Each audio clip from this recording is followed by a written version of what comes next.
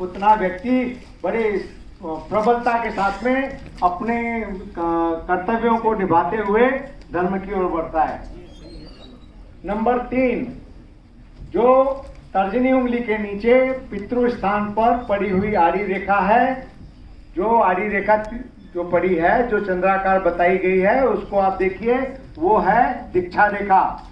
जैन मुनि अक्सर ये पूछते हैं कि इस बच्चे के हाथ में दीक्षा रेखा है या नहीं है, तो इसके ऊपर कुछ प्रयत्न किया जाए, ये तो छोड़ दिया जाए।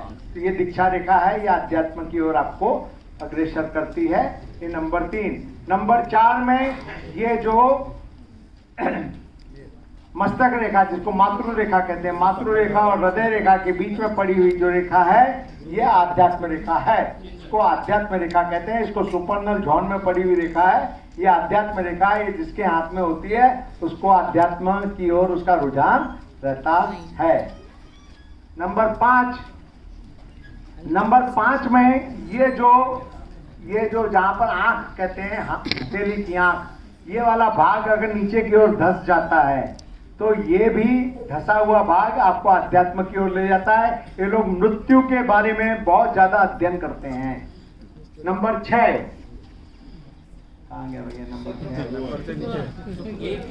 यहाँ, ये पितृ रेखा, ये पितृ रेखा है। अब जिसके बाएं हाथ में, लेफ्ट हाथ में कौन सी रेखा कैसी प्रबल है, वो किस लोक से यात्रा करके आया है और किस लोक में जाने वाला है, इसका हमारे भारतीय हस्तरेखा शास्त्र के अंदर इसका उल्लेख किया गया है। यदि ये रेखा, जिसकी बहुत 6 नंबर वाली रेखा प्रबल है, तो वो व्यक्ति पितृलोक से आया है बाएं हाथ में। हाँ, पहले बाएं हाथ लेंगे, फिर दाएं में जाएंगे, बराबर है। और 7 नंबर की रेखा जिसकी प्रबल है, वो मृत्यु लोक से आया है, और जिसकी 8 नंबर की रेखा प्रबल है, वो स्वर्गलोक से आया है। उसका आगमन स्वर्गलोक से हुआ है। और बस इसी तरह अगर दाहिने हाथ में कौन सी रेखा आपकी प्रबल है, तो उस रेखा के अनुसार आप किस लोक की ओर प्रयाण करेंगे, इसका अपने शास्त्र के अंदर उल्लेख दिया गया है। मैं आपको ये जो बात बताता हूँ शास्त्र के, मैं गया नहीं, मैंने अभी यात्रा नहीं की है, यात्रा करूंगा फिर यात्रा करने के बाद, लेकिन लिखा है वो मान लेते हैं।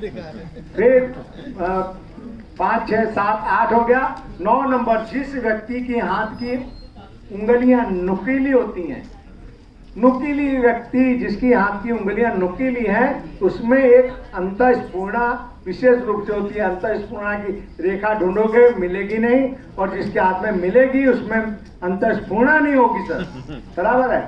ये नुकीली अंगुलियां जिसकी हैं उसको अंतःस्फूर्णा रहती है, और उसमें भी खास करके इसको ईयर फिंगर कहते हैं, ये छोटी वाली को। ये जिसकी नुकीली उंगली होती है, वो उसमें एक इंट्यूशन पावर बहुत अच्छा होता है। बहनों की उंगलियां जब ज्यादा नुकीली होंगी तब नुकीली मानी जाएंगी, माफ कीजिएगा। नंबर 10 में आती है गांठदार उंगलियां, जिनकी उंगलियां की गांठें, जॉइंट जिसके डेवलप होते हैं, वो इंसान आध्यात्म की तरफ रुझान रखता है, उसका भौतिकवाद की तरफ रुझान कम रहता है। इसमें 2 गांठें तो आपको नजर आती हैं, तीसरी गांठ नजर नहीं आती। तीसरी गांठ कहाँ से देखी जाती है मैं आपको बताता हूँ। आप अपनी मुट्ठी बंद करोगे तो आपको ये तीसरी गांठ नजर आएगी। तो ये जिसका भाग, ये भाग जिसका जो होता है,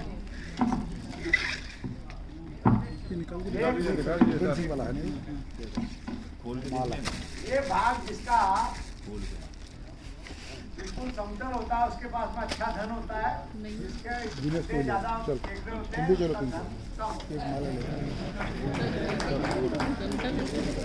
क्या बोले? तो बात है। अब ये आते हैं यहाँ पर, ये जो हमारे वलय हैं, मणिबंध के अंदर भी धर्म, अर्थ, काम, मोक्ष, ये 4 वलय होते हैं। तो कौन से वलय आपके कितने मजबूत हैं मणिबंध के, उसके अनुसार आप कितने धार्मिक होंगे ये कहा जा सकता है। अंत में एक वहां पर मछली पड़ी है, उसका नंबर डालना रह गया, वो मछली भी मणिबंध के बीच में जब देखी जाती है, इंसान धर्म की ओर जाता है। अस्तु, नमस्कार, प्रणाम। और क्या बोलूं, समझ